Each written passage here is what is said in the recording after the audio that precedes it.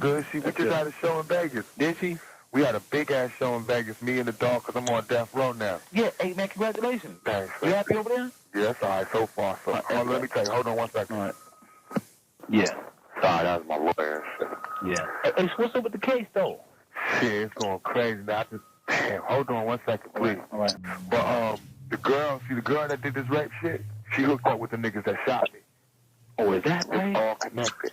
It was a big plan. I just caught it like at the end, and that's why they shot me. Man, hey man, you gotta stay up, man. When you step through that way, man, you gotta be on point. I ain't going through there no more. If I do, I'm going with 100 motherfuckers. I'll be one of them. Yeah, no doubt. No doubt. We can't be having you not here. You know what I'm saying? I know that's what killed me. But you know what? You know what it was? Here's my problem. Just like I'm feeling you, what you saying. I always, because of where my mom raised me, the way the movement is, they fucked my head up in a way. See, like you could be movement orientated, but you got the gangbang shit first in your mind. Right. My shit, the gangbang shit comes second to me. Right. And now I'm trying to make it come first because that movement shit will fuck you up. Movement shit got me loving every brother. Yeah. You know what I mean? Therefore, you let every brother get next to you, right? And every brother got a chance to whack you. I'm there for you. You know what I mean? Yeah. Nigga need money, a job, I'm with you. But niggas come up to me with guns on. Niggas be hugging me with texts on. You know what I mean? But dig this though. You know what? The thing is, man, we got to be individuals too inside the movement and whatever we're involved in, right? Mm-hmm. We got to be able to differentiate between cats that are firm and cats that ain't firm. And sometimes it takes some time of a test, right? Mm-hmm. You know, but when we talk about, for instance, me, man, you know, I am who I am. I survived through what I survived through by being intelligent, by not allowing cats to outsmart me, put me in precarious positions where I can get whacked, right? Mm-hmm. So I choose my friends very, very carefully. And I understand that there's layers and layers of friends, you see? Mm-hmm. There's some I hold close to the body, man, like a vest, and there's others I hold at arm's distance, and some I just look at, and some I don't even fuck with, right? But the circle is small, but the ones that are in there, I believe are trustworthy, right? Mm-hmm. For instance, you and I have been primarily through the same shit, man, in our lives. Oh, God. You know what I'm saying? And we're like 10 years apart almost. Mm-hmm. So it's like you and I share almost common destiny. Mm-hmm. You know, what you grew up in is what I came around to. You see what I'm saying? Like you pointed out that the banging shit was first with me, and then the movement. With you, the movement was first, and then the banging came second. Yes, that's the ill shit. I'm getting around to where you grew up at. And I'm getting around to where you grew up at. You see, so who else better?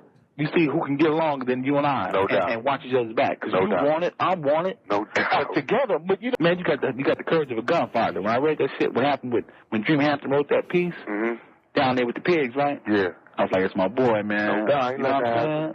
See, that's another problem.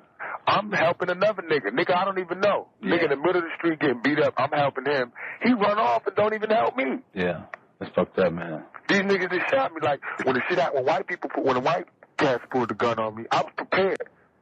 You know what I mean? I can react. When a nigga pulled the gun on me, I like froze up. Like, oh shit, a nigga gonna kill me?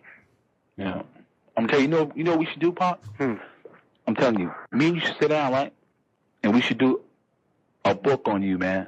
Yeah? You know what I'm talking about? I'm trying to do that. Check it out, man. A straight up autobiography or something like that based on your life, like Malcolm had sat down with Alex Haley. Mm-hmm. I'm telling you, man, because the shit that you've been through and I've been through, just like my book, man, I had to document that shit. Hey, your book is on everything, homie. I'm not just saying this. Your shit is a classic. I'm telling you. Yo, it's niggas, when I was up in that jailhouse, niggas who hated West Side, they don't like nothing, was loving you. I had motherfuckers speechless. They was reading, niggas that can't read was reading this shit in one day. Yeah. Nobody could put that shit down. But I'm telling you, hey, but yours would be just as explosive. And I'm telling you, brother, I guarantee you, before we even get through with the book, Hollywood will be on our job. No doubt. I'm telling you, man. They already want me to do something. I'm telling you. I've been holding them back because I can't get the right one. I asked, like, Maya Angelou to help me write an autobiography. She was like, okay. Man, but it's a time thing. You know what you need? And also, too, you know what you need? Somebody to write it from our level. Yeah. To kick the slang, to have this shit right. Maya Angelou might put some perfect English in that motherfucker. And it ain't gonna come out right. You and I, we're gonna kick the language we kick. That shit gotta be like your shit. I'm telling you. Hey, but you know what you gotta put me into? What? Overstand.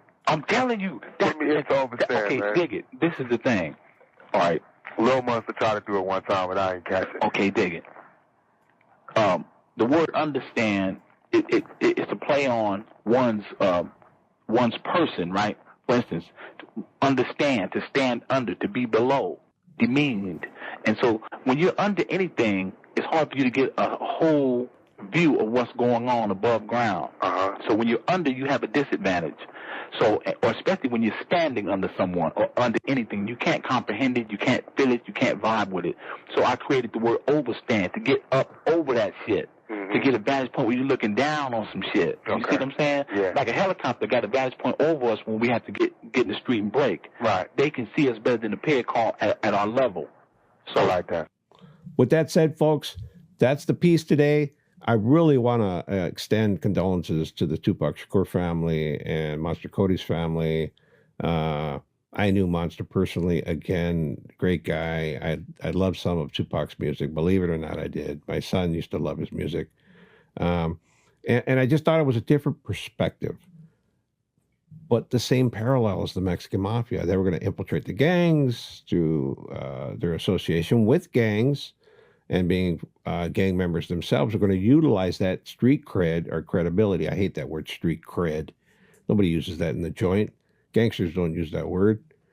I don't consider myself a gangster, but they don't. But they're going to use their credibility that they had established through the gang ties and all that they had done, and then use their power. Like Monster Kody was a best-selling author of an autobiography. And Tupac Shakur had, multiple awards. He was a well-known figure in the subculture.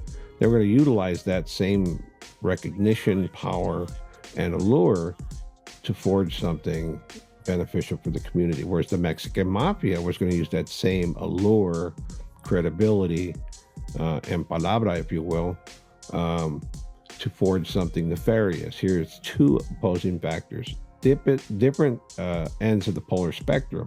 One for good, one for evil. With that said, folks, I hope you like this piece on Tupac Shakur and Monster Kody.